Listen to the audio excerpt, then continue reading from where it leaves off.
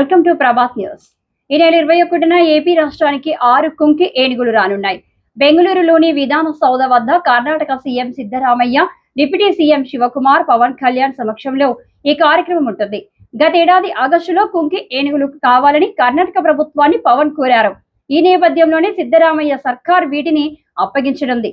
రైతుల పంట పొలాలను నాశనం చేస్తున్న అడవి ఏనుగులను అదుపు చేసేందుకు ఈ కుంకి ఏనుగులను వాడతారు.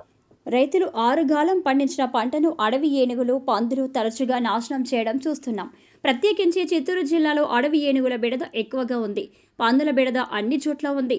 చిత్తూరుకు సమీపంలోనే అడవుల నుంచి అడవి ఏనుగులు గుంపులుగా వచ్చి చేతికొచ్చిన పంటలను ధ్వంసం చేయడం చూస్తున్నాం. ఇలా లక్షలాది ఎకరాల్లో పంటల ధ్వంసం కావడం, రైతులు గగ్గోలు పెట్టడం ప్రతి ఏటా జరుగుతుంది.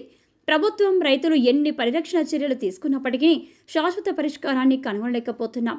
ఈ అంశాన్ని దృష్టిలో ఉంచుకొని రాష్ట్ర ముఖ్యమంత్రి సిద్ధరామయ్య, ఉప ముఖ్యమంత్రి డీకే శివకుమార్, అటవీ పర్యావరణ శాఖ మంత్రి ఈశ్వర్ ఖండేలతో ఏపీ రాష్ట్ర ఉప ముఖ్యమంత్రి పవన్ కళ్యాణ్ చర్చలు జరిపారు. 6 ఏనుగులను ఏపీకి తీసుకువచ్చేందుకు ఒప్పందం చేసుకోవడం జరిగింది. ఆ ఏనుగులను బుధవారం ఏపీకి అప్పగించారు. వాటి పేర్లు రంజని, దేవ, కృష్ణ, అభిమన్యు, మహేంద్ర అని అధికార వర్గాలు నిర్ధారించాయి. ఏమిటి ఈ కుంకి ఏనుగుల ప్రత్యేకత?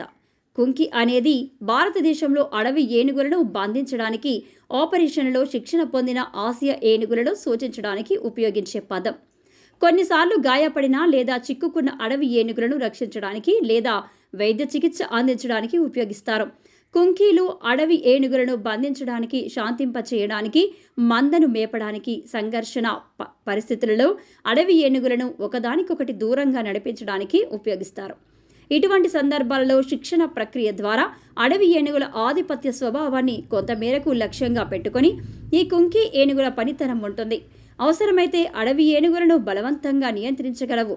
అడవి ఏనుగులు మానవ స్థావరాలలోకి ప్రవేశించినప్పుడు కుంకి ఏనుగులను ఉపయోగిస్తారు. కొన్నిసార్లు అడవి ఏనుగులతో ప్రత్యక్ష శారీరక సంబంధం అవసరం ఉండకపోవచ్చు. ఎందుకంటే ప్రాదేశిక ప్రవర్తన, జంతువుల మధ్య సువాసన, ఇతర సంభాషణ ద్వారా అడవి ఏనుగులను కుంకి ఏనుగులు నియంత్రించగలవు. ఈ కుంకీలకు మావటి వాళ్ళు ఈ ఆపరేషన్ సమయంలో నిశ్శబ్దంగా కదలడానికి శిక్షణ ఇవ్వడం జరుగుతుంది. ఆగద్ అంటే ముందుకు వెళ్ళమని, పిచు అంటే వెనక్కి వెళ్ళమని, ధూత్ అంటే ఆగమని, బెయిట్ అంటే బొడ్డుపై పడుకోమని, తేరే అంటే ఒకవైపునే పడుకోమని, మట్ అంటే లేవమని, ఇలా పలు అర్థాల్లో మావటి వారు ఈ కుంకి ఏనుగులకు శిక్షణిస్తారు. ఇటీవల కొన్ని తమిళ సినిమాలలోనూ కుంకి ఏనుగులను ఉపయోగించినట్లు తెలుస్తుంది.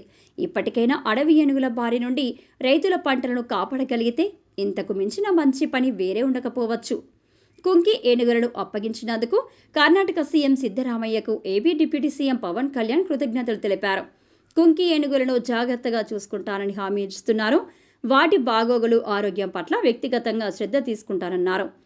ఏపీలో ప్రత్యేక సంరక్షణ కేంద్రం ఏర్పాటు చేశామని, వాటికి ఎలాంటి హాని జరిగినా నన్ను బాధ్యుడిని చేయండి అని, 2 రాష్ట్రాల మధ్య సహకారం ఇలాగే కొనసాగాలని పవన్ కళ్యాణ్ వ్యాఖ్యానించారు.